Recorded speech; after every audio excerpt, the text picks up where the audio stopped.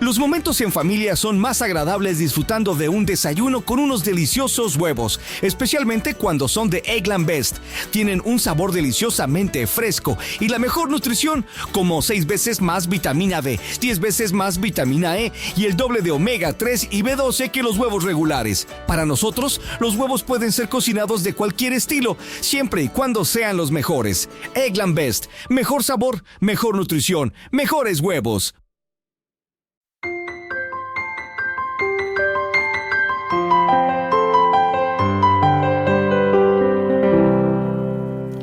Bienvenidos a La mente y sus cicatrices. Soy Pablo de Lorenzo, psicólogo experto en trauma y acoso, y hoy vamos a hablar de duelo y pérdida. Contaremos con la presencia de una profesional con amplia experiencia en este ámbito. El duelo se nos presenta como algo natural en la vida, pero no por ello deja de doler de forma profunda y muy intensa, pudiendo cambiar a una persona para siempre. La humanidad ha intentado manejar el sufrimiento de los dolientes de diferentes maneras, y la psicología ha tenido un importante peso en ello, por lo menos en la última etapa.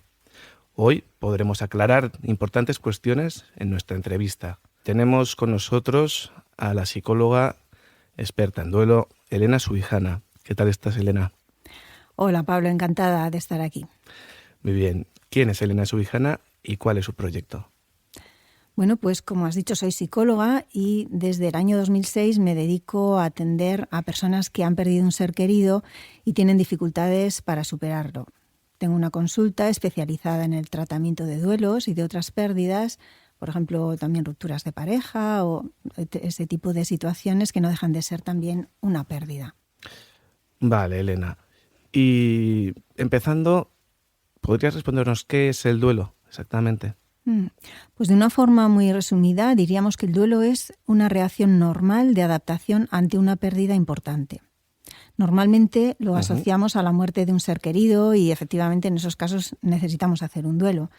Pero también se da cuando sufrimos otras pérdidas que nos cambian la vida. Por ejemplo, un divorcio, un aborto.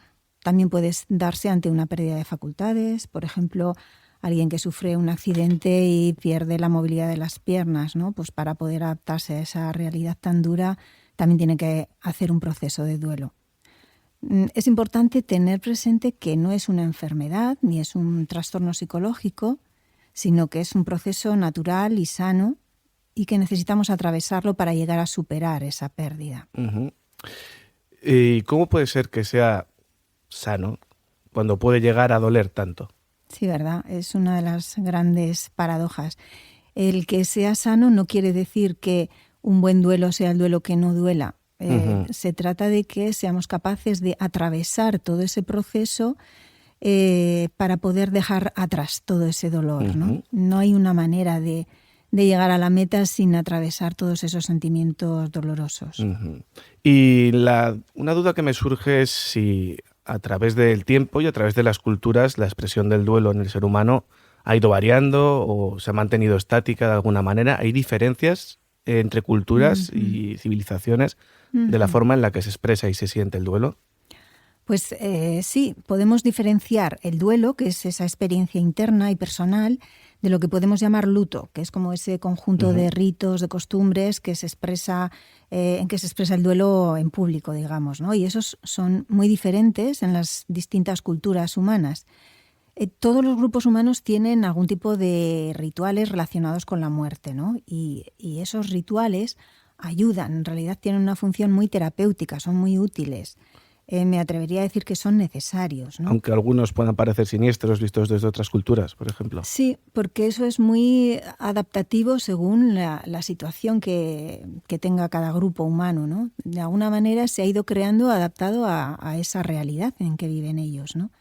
Entonces, de alguna manera ayudan a procesar y a expresar ese duelo, se facilita ese reconocimiento público de la pérdida, de la muerte, ayudan a que la comunidad apoye a las personas que han perdido a su ser querido, o sea que cumple una función, es importante. Y en nuestra sociedad está experimentando muchos cambios en los últimos años, porque hasta hace relativamente poco tiempo todos estos rituales estaban muy mediados por creencias religiosas, ¿no? Sí, que era como la guía, ¿no? Claro, ¿dónde se celebraban los funerales? Pues en las iglesias, no había tampoco muchas opciones, ¿no? Y todos los rituales iban un poco asociados al cristianismo, a la religión cristiana. Hoy en día hay como más variabilidad en la población, ¿no? Hay diferentes maneras de entender la vida, la muerte, lo que hay después o no hay después de la vida, y eso requiere que se vayan creando otras formas de despedida, ¿no? Que no estén necesariamente asociadas. Pueden permanecer las que están para las personas que así lo sientan, pero sí que es bueno que se sigan creando otros espacios, otras maneras de despedir. ¿Y de qué tipos estaríamos hablando? Pues algo en principio más laico, que no tenga que ir necesariamente no necesariamente en una iglesia, no necesariamente oficiado por un sacerdote. Puede haber otros tipos y poco a poco sí que van haciendo, ¿no? Por ejemplo, cuando se hace alguna ceremonia de esparcir las cenizas, de depositarlas, o bien en los sanatorios también, digamos que no necesariamente va asociado con una creencia religiosa, ¿no? Pero todavía yo creo que estamos en ese proceso de ir creando nuevos espacios, porque hay personas que igual durante bastante tiempo no se veían identificadas con el ritual del funeral. Hasta que les pasa. Claro, y porque a lo mejor hace unos pocos años no había muchas alternativas a esto. Y es bueno que se vayan creando, que se vayan actualizando, pues atendiendo a la realidad social de hoy en día, ¿no? Y, por ejemplo, en este sentido, las personas inmigrantes tienen una dificultad añadida, ¿no? Porque sus prácticas, las que ellos han conocido, a veces son más difíciles de realizar aquí o no son comprendidas. Entonces eso también les priva de una fuente de, digamos, de apoyo para poder asimilar, ¿no? Sus duelos. ¿Y sería el duelo algo propio de los humanos o se presentaría también en otros animales o especies? Bueno, antes se pensaba que estos comportamientos, ¿no? Digamos, esas expresiones externas de esa aflicción era únicamente cosa de los seres humanos, pero sí que se han observado algunos comportamientos que podríamos asociar de alguna manera a un luto. ¿Te está gustando este episodio? Hazte fan desde el botón Apoyar del podcast de Nivos. Elige tu aportación y podrás escuchar este y el resto de sus episodios extra. Además, ayudarás a su productor a seguir creando contenido con la misma pasión y dedicación.